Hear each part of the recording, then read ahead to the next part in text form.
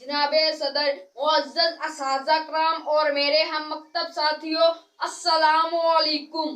آج مجھے جس موضوع پر لب کشائی کرنے کا موقع ملا ہے، اس کا عنوان ہے سیرت نبوی صلی اللہ علیہ وآلہ وصحبہ وسلم۔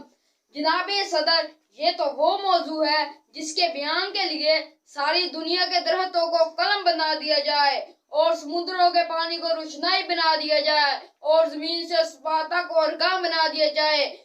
قلم ختم ہو جائیں گے، سمندروں کا پانی خشک ہو جائے گا اور زمین سے آسمان تک خلا پر ہو جائے گا، لیکن میرے نبی پاک صلی اللہ علیہ وسلم کی سیرت پاک ختم نہ ہوگی۔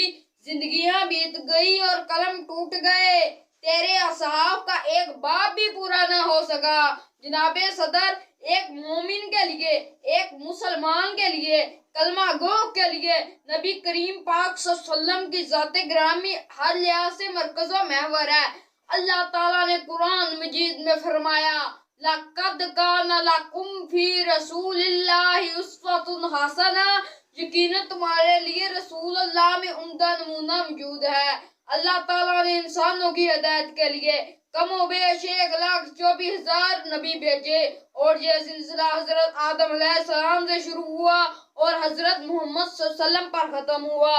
ہر نبی کی زندگی دوسرے انسانوں کے لیے بہترین نمونہ ہے۔ ہمارے نبی ہمارے آخری نبی ہیں، اب قیامت تک کے لیے ان کی مبارک زندگی ہمارے لیے ہدایت حاصل کرنے کا واحد ذریعہ ہے۔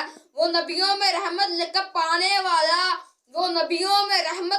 پانے والا، مرادیں غریبوں کے ور لانے والا، مصیبت میں غیروں کے کام آنے والا، وہ اپنے پرائے کا غم کھانے والا۔ صدر جی